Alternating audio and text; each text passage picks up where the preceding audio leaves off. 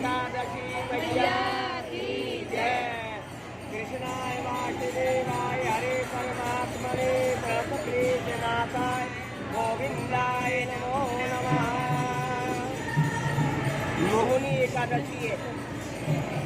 धर्मराज विष्णु ने कहा, हे वासुदेव, वैशाख मास के शुक्ल पक्ष की एकादशी का क्या नाम है तथा इसके व्रत की विधि क्या है, इसके करने से क्या फल प्राप्त होता है, तो सुनाइए।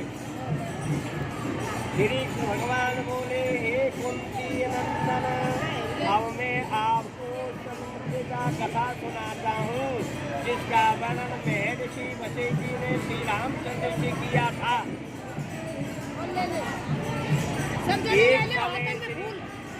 एक समय रामचंद्र जी गुरु वशिष्ठ से कहा कि हे गुरुदेव, मैंने जनक नंदिनी सीता के वियोग में बहुत कष्ट पाए हैं, अतः आप कोई ऐसा व्रत कहिए जिससे करने से समस्त पाप दुख नष्ट हो जाए। महर्षि वशिष्ठ ने कहा, हे राम, आपने यह प्रश्न बहुत ही सुंदर किया है।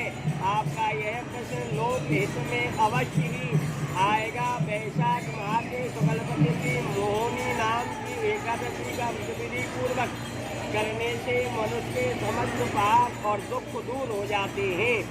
इस व्रत के प्रभाव से मनुष्य मोह जाल से मुक्त हो जाता है। अतः आप इनकी कथा ध्यान पूर्वक श्रवण कीजिए। सरस्वती नदी के तट पर बसी हुई चंद्रावती नाम की नगरी में सोमवंशीय द्वितीय नाम के एक राजा राज्य करता था। उसी की नगरी में धनपाल नाम का एक अत्यंत धर्मात्मा पुण्यवान विष्णु भक्त तथा धनधान्य से पूर्ण वैश्य था, जिसने नगर में अनेक भोजनालय, ब्याह, कुआ, तालाब तथा धर्मशाला का निर्माण किया था। भगवान की कृपा से उस वैश्य के 5 पुत्र थे, किंतु उन वैश्य के 5 पुत्र रजबुद्धि और गंधर्व के संगीत करने वाला, वैश्यागमन करने वाला इस प्रकार का पुत्र था। अपने पिता के धन को जुआ आदि बुरे कर्मों में लगा दिया करता था। वे महान नीच देवता, पितृ, ब्राह्मण, अतिथि आदि का नाम सम्मान करने वाला, अत्यंत पापी, मांस मदिरा इत्यादि भक्षण करने वाला, इस प्रकार से करने वाला अत्यंत दुराचारी, कभी कभी वह ऐसे परिस्थिति जल में उसके गले तक हाथ जल डाल करके बाजार इत्यादि स्थानों पर भ्रमण करता था। उसके ये आचरण के दुखी होकर के उसके पिता और भाइयों ने उसे घर से बाहर निकाल दिया। वे सब उनकी निंदा करने लगे। जब वह घर से निकल गया तो वह अपने वस्त्र और आभूषणों को बेच करके नीच कर्मों की पूर्ति करने लगा। अंत में वह उनके पास कुछ भी शेष न रहा। वैश्याचारी उनका बहिष्कार कर दिया। अब तो वह दरिद्री हो गया, कारण भूख और प्यास से व्याकुल पेट भरने के लिए कोई मार्ग दिखाई नहीं दिया। रात में चोरी करने लगा। एक बार उसने राजा सिपाहियों ने चोरी करते हुए पकड़ लिया, परंतु उसके पिता के नेकनामी के प्रभाव के कारण उसे छोड़ दिया कि राजा का लड़का है। वह दुराचारी फिर भी अपनी इसी करने वाला से उसने काम किया था, माने अपना ये नीच कर्म नहीं छोड़ा। एक दिन प्रतिदिन चोरियों करने लगा। दूसरे बार जब वह चोरी करता हुआ पकड़ा गया, राजा ने बंदी खाने में डलवा करके उससे यातना देकर के देश से निकाला दे दी।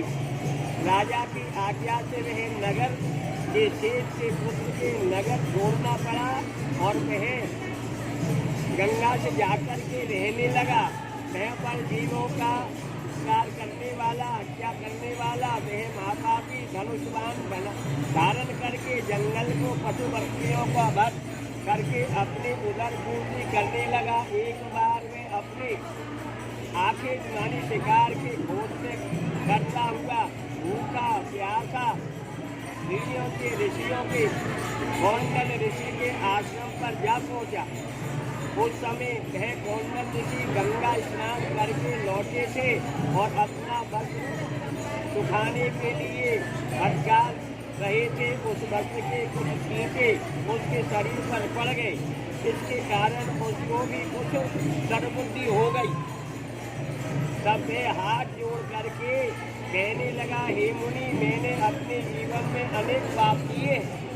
अब आप मुझे कोई ऐसा साधारण उपाय बतलाइए जो कि बिना धन के और पाप पुण्य हो सके और मेरे पाप मुक्त हो जाए, प्राप्त करें। इसलिए कौंडल ऋषि ने उसे वैशाख शुक्ला मोहनी एकादशी का व्रत का विधान बताया।